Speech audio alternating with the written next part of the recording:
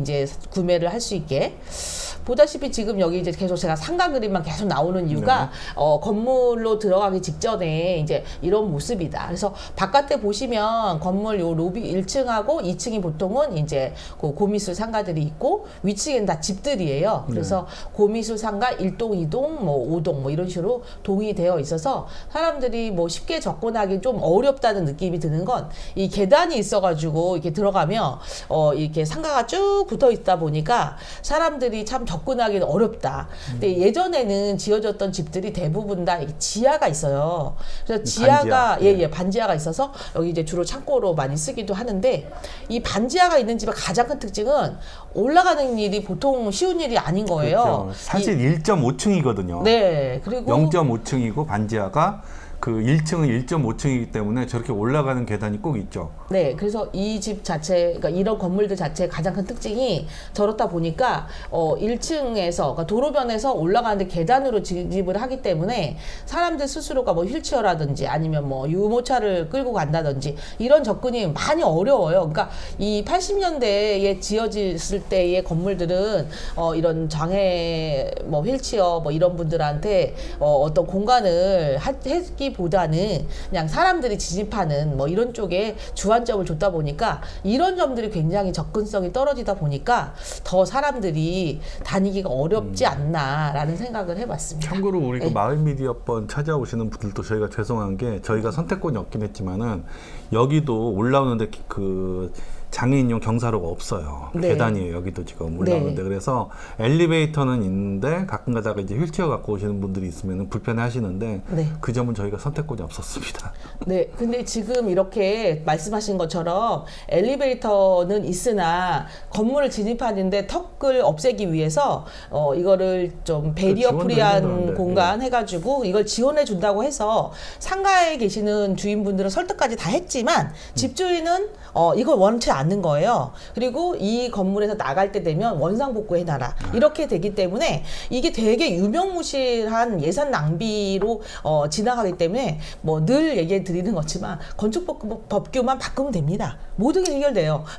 그러면 그들은 그거에 대해서 아무런 그거 없이 그냥 자연스럽게 이어지기 때문에 이제는 뭐 당연히 어느 정도 규모인 거는 휠체어를 올라갈 수 있게 해놨기 때문에 뭐 좀 그럴 것 같습니다. 지금 보다시피 88 서울올림픽이 있었으면서 저희가 중랑구가 생겼다고 말씀드렸던 것처럼 그 88 올림픽이 서울에 미친 영향은 너무나 컸고 당시에 이제 이 서울이라고 하는 도시가 그래도 세계적으로 알려지는데 굉장히 큰 영향을 미쳤던 것 같아요. 그래서 이 도심 화학동이라고 하면 지금의 뭐 중구, 뭐 신당동 뭐 이쪽 주변인데 그쪽이 굉장히 좀 지저분하고 사람들이 막 모여 있는 것이 좋지 않게 보였던 것 같아요. 그래서 그때 그쪽 지역에 점포 200개가 이쪽으로 이제 이전을 해오면서 장안평 고미술 상가라는 명칭을 갖게 되었고 그러면서 이제 도시 정비가 어느 정도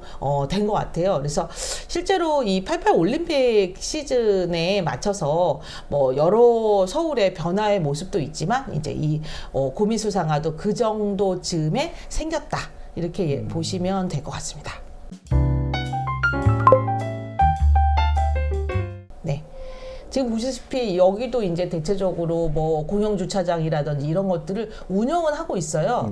그런데 이제 오히려 관광객 같은 어떻게 보면 이용자들이 많지 않기 때문에 실제로는 그냥 너무 한산한 상황이 됐더라고요. 그래서 이제 서서히 저희가 건물 안으로 들어가 보도록 할게요. 지금 건물 입구에 보시면 이렇게 돌사람들이 세워져 있는데 이 돌사람들은 혹시 저기 바깥에서 혹시 보신 적 있으세요? 미륵불이라고 그러는 거예요. 미륵 아니 뭐 미륵보살 뭐 그런 것도 있고 그리고 이거는 그 무덤에 있는 그건 아니겠죠? 예, 그러니까 석인이라고 해서 문인석, 무인석보다는 조금 이제 약간 상징성이 있는 쪽인데, 이 돌로 뭐 사람을 만들어 놓는 이유 중에 하나는 좀 이쪽 지역부터는 이 돌사람이 어떻게 보면 마을을 지켜준다. 뭐 이런 의미로 이제 돌사람들을 만들어 놨고, 돌절구. 예, 절구 같은 거 확이라 그러죠. 이게 네네. 뭔가 가는 확돌. 거. 그래가지고, 예. 저희 뭐죠? 이게 찍고 그쵸. 하는 그 절구 대신에 예. 아파트 오시면서 어머니가 놓고 간 거 그렇게 그 가지고 갈 수 없는 거 제일 그렇게 막 그 안타까웠던 게 중에 저기 학돌 저거 있었거든요. 돌로 된 그게 있었는데 네. 그거 이제 늘 빻고 막 그쵸. 이제 돌로 이렇게 갈고 했었는데 네. 그거 아파트라 못 갖고 가니까 그거 그렇게 안타까워하셨죠.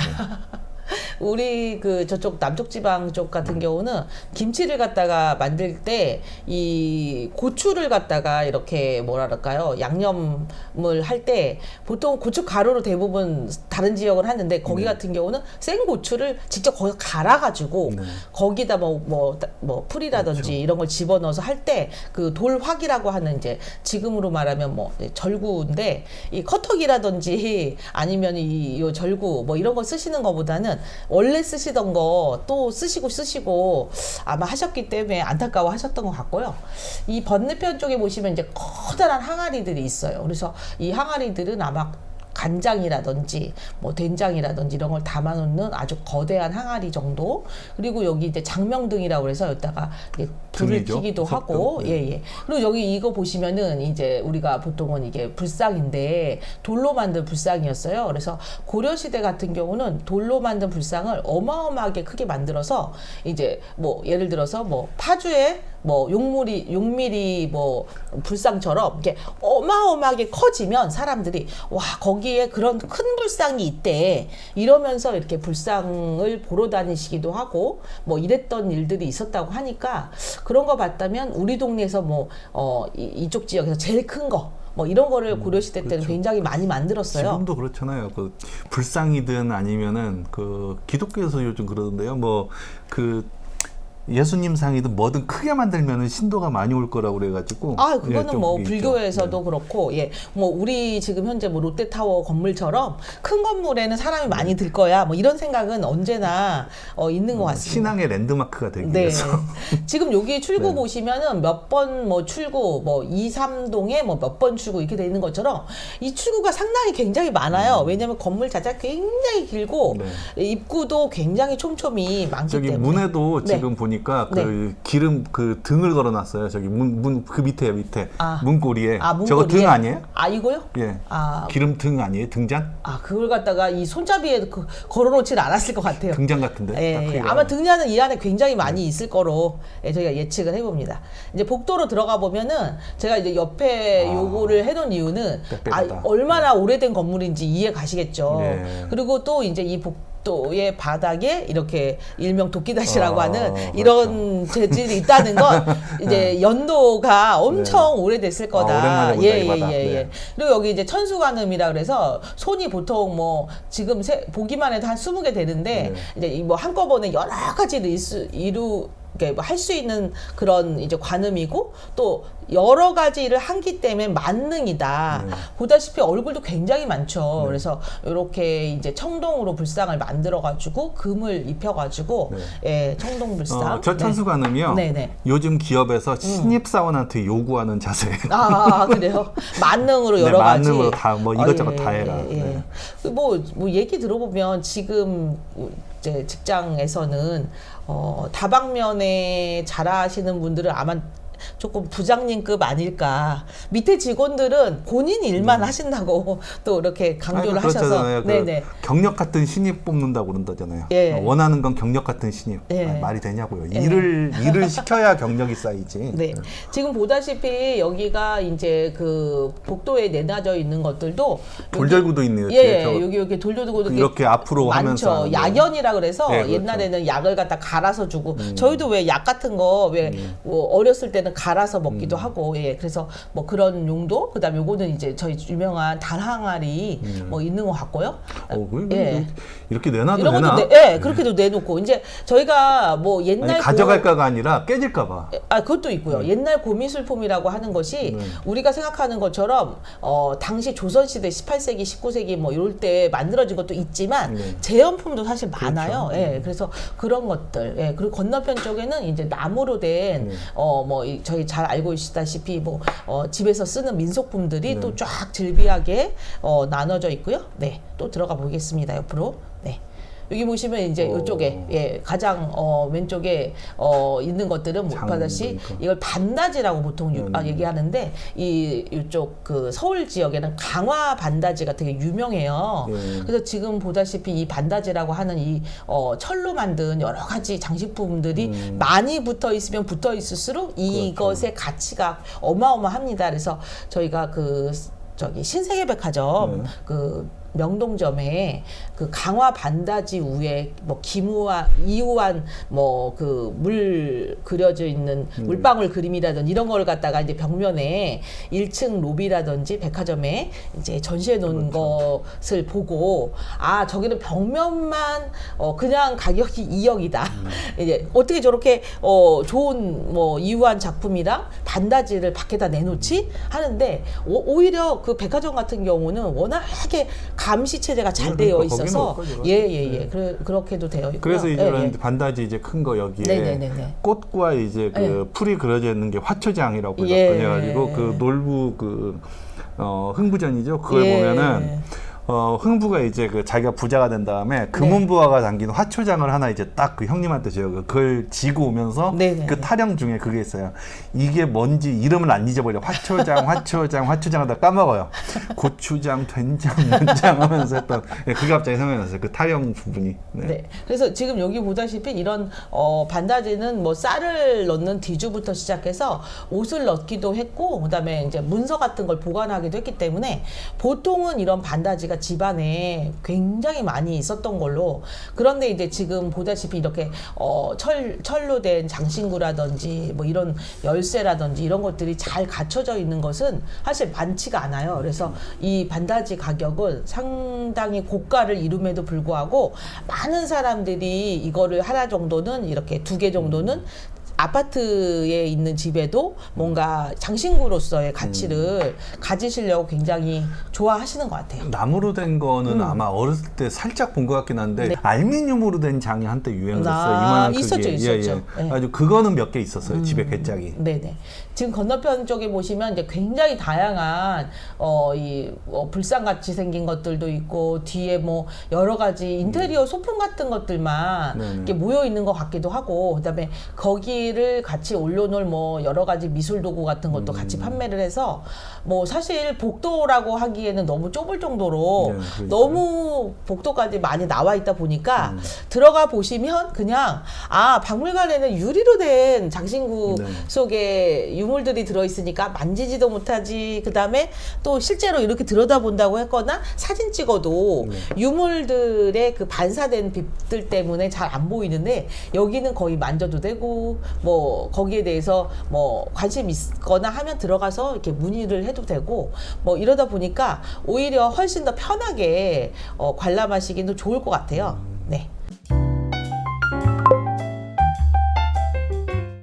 지금 여기 같은 경우 이제 그 근처에 이렇게 뭐 건물들 사이 틈틈이 요 지역이 이제 여기 아까 처음에 제가 보여드렸던 답심리에서 장안평 쪽으로 넘어갈 때 이쪽에 옛날에 기밀체육관이라고 하는 이제 그런 그 유명한 기밀 선생님인가요? 그 레슬러? 아세요? 알죠, 김일 씨 알죠? 박치기왕. 그래서 그 체육관이 있었기도 했고 아마도 그 건물이 이렇게 카바레라고 해서 이 예전에 이제 이쪽 지역이 장안평에 이 경남 호텔이랑 이제 이쪽 무악성 카바레랑 몇 군데가 이제 조금 이렇게 어깨에 있는 분들이 자주 등장하는 그런 건물이었어요. 그래서 이곳도 사실은 굉장히 좀 오래됐어요. 노후화됐고 그래서 고미술상가라고 해서 동대문구에서 굉장히 이렇게 패널 같은 것들을 이런 걸 만들어 놨으나 실제로 이 미술 상가들이 막 이렇게 뭐 이렇게 활성화될 정도로 할 수가 없었던 게 뭔가 도로의 주차라든 이런 걸 좀 정비를 해서 사람들이 들어갈 수 있게 좀 해야 되는데 거의 차로 그냥 주차장이 꽉 차 있다 보니까 사람들이 편안하게 들어가기는 좀 어렵겠다라는 생각이 들어요. 그래서 이쪽 고미술상가 답심리는 조금 더 200개에서 300개 정도 커다면 이쪽은 한 100개 정도 있다고 보시면 될 것 같아요. 아무래도 고미술 같은 이런 상가나 아니면 고미술 이런 제품들이 이제 네. 뭐 어느 정도 이제 더 가치가 높아지거나 하려면은 그것도 국가적인 문화 소프트 파워가 높아져야 되거든요. 네. 그러니까 한국 그 미술이라든지 이런 게 뭐 어떻게 그 중국과 이제 뭐 다른 나라를 이었던 뭐 저런 어떤 독특한 문화체가 있다는 게 뭐 알려지고 좀 문화 소프트가 좀 있고 좀 해야 이제 좀 가치가 높아져서 할 텐데 모르겠습니다. 가끔 어쩌다가 저는 그 전에 바람의 화원이었나요? 그 김홍도 그 네네 신윤복과의 이야기 다뤘던 그런 열풍 잠깐 일어나면 잠깐 일어났다가 막 또 이제 그 드라마 끝나면 사그러들고 그런다는데 네. 그런 좀 뭐랄까 우리 그 옛날 미술이라든지 그런 거에 대해서 그 미학 교실 그 미학 강의 같은 거 가끔씩 그 교양 강의로 막 네. TV에서 시리즈로 하잖아요. 네, 그것처럼 네. 우리나라 고미술도 좀 한번 그 시리즈로 해가지고 그 네. 관심 있게 좀 했으면 좋겠는데. 네네. 네. 저희가 이제 다음번 언제 몇 번째 화로 딱 정해놓은 건 아니지만 저희가 겸재 정선해서 이제 좀 유명한 화가 겸재로가 또 있기도 하고 겸재교라고 하는 단위도 네, 있고 해서 아마 그림도 한번 쭉 계속 보여주실 수 있는데 사실 그림에 대해서는 조선시대의 유명한 화가들도 많고 너무나 재미있는 스토리도 많고 실질적으로 그림은 눈에 보이잖아요. 거의 칼라 그림이고 뭐 조선시대 산수화를 좋아하시는 분은 많이 없을 거예요. 대부분 풍속화. 그러다 보니까 이 예술을 아름답게 좀 공유하는 기술 같은 게 아직은 저는 조금 이렇게 대중화되질 않았다 그런 생각이 좀 들어요. 그래서 실질적으로 미술 얘기를 하다 보더라도 뭐 조선의 아니면 우리나라의 미술에 대해서 얘기한다고 했을 때 그거를 대화를 길게 나눌 정도의 어떤 좀 이렇게 많은 지식을 요구하는 거는 어떻게 보면은 이게 말로 설명하기가 좀 어려운 면들이 있는 것 같아요. 그래서 이제 그런 거를 좀 찾아서 하려면 박물관이나 이런 것들을 좀 쉽게 접근할 수 있게 하는 것이 그렇죠. 좀 필요하지 않을까.